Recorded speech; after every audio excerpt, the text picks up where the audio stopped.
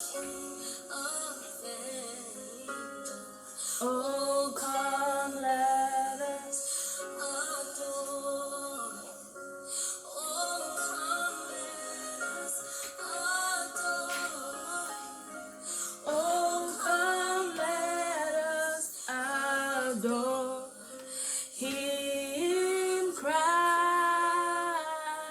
the Lord. Hello everyone, welcome back to my YouTube channel. My name is Detutu, and on my channel I share the lifestyle and experiences of international students in Europe. So if this is your first time here, do consider subscribing. It's completely free, you don't have to pay a dime.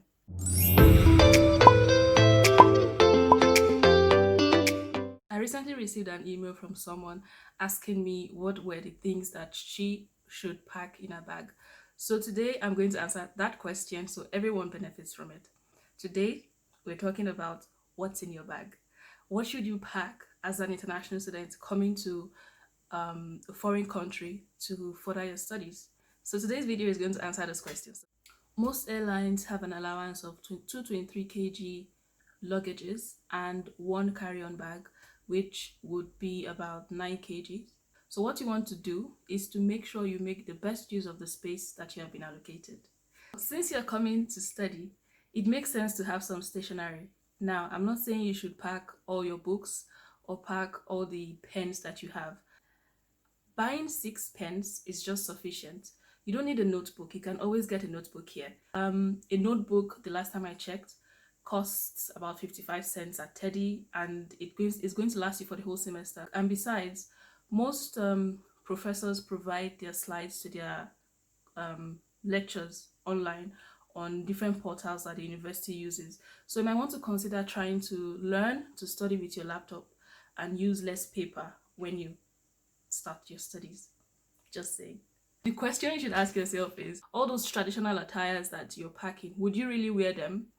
Ask yourself that question. I would suggest that you come with maybe 2 to 3 traditional attires and maybe 1 pair of heels if you're a lady, a corporate pair of shoes if you're a guy, if you're a man, not a guy. Do you really need those traditional attires? My answer is no, because the chances of you wearing them is really slim, except maybe on special occasions when you think, okay, you want to wear them. You don't really need 12 attires. You don't need 6 attires even. Having 3 or 4 is just fine, and they should not be the bulky type of clothes that we would normally wear back home. It shouldn't be something really extravagant per se, because you find that you really do not have anywhere you're wearing those things to.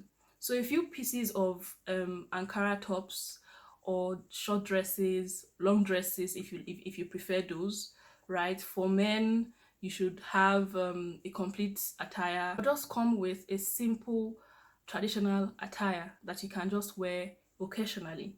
You don't need to pack all those things and leave the necessities out of your box. And you don't want a situation whereby when you get to the airport, you have to start picking out things out of your bag to be returned home because you've packed so many things and you cannot carry them along with you. So I also want to add that getting a pair or 2 pairs of sneakers would do you really well. So get shoes that are your size, that you think you'd be comfortable in, and come with those. Packing clothes, you should pack clothes that you would normally wear at home. So for example, polo shirts, some blouses for ladies, a lot of jeans because of the weather. You also have pair of leggings that you can wear underneath your jeans when it's winter or autumn. You should also consider that as well, although you can get those at affordable prices here in different shops, so you don't have to really worry about that. If you don't have those, you don't have to go and get them because I said so. You can always get them when you get here. But if you're coming in the winter semester, maybe a few months before the winter semester, which starts in October, I would suggest, it's a suggestion, that when you're coming, you come with some pair of leggings, just so that you can wear them before you find your bearings around your environment and all of that. Okay. Now, to also add, when you're coming to any European country, whichever month it is that you're coming, please come along with a jacket that you can wear, because you might be hit by the difference in the weather. It might be a little bit cold for you compared to what you're normally used to. So come with a jacket or a sweater, maybe wear a normal blouse or a shirt, then come with a sweater as well, so that between you leaving the airport and arriving at your accommodation, you are warm at least to a considerable extent. For ladies, please get some extensions, get some weaves, get some canacolon hair as well. Because to be very, very honest, it's cheaper back home than here, which is understandable because you have to think about transport costs and profit and all of that, right? So when you're coming, my suggestion is at least come with 2 to 3 weeks and maybe a few packets of canacolon hair, that is expression or darling, depending on which one you prefer, and some weaves, maybe a pack of weaves or two would be fine, so that for at least 1 year you are covered when it comes to making your hair. I would expect that when you're coming, your hair is already made, so at least that hair would last you for a period of time, say 2 to 3 months, depending on how long you carry your hair. So for things that you feel might break or anything like that, put them in your hand luggage.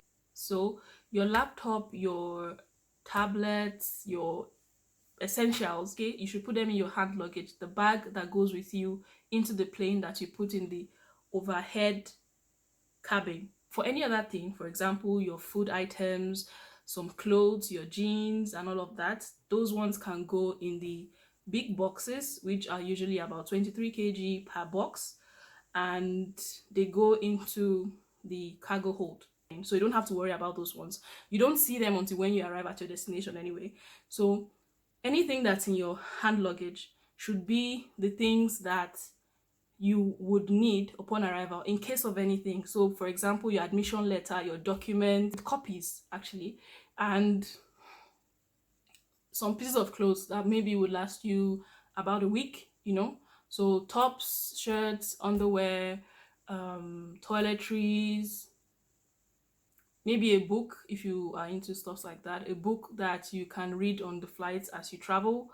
Yeah, and that is all you need in your hand luggage pretty much.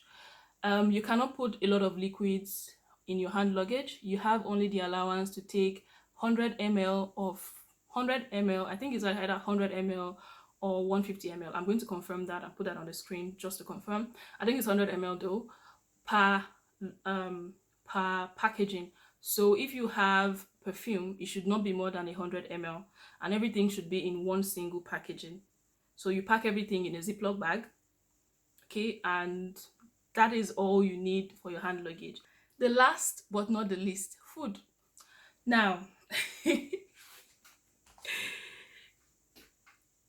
I hope everybody who wants to travel knows that there are certain things you cannot pack. For example, you can't pack palm oil and you can't pack groundnut oil.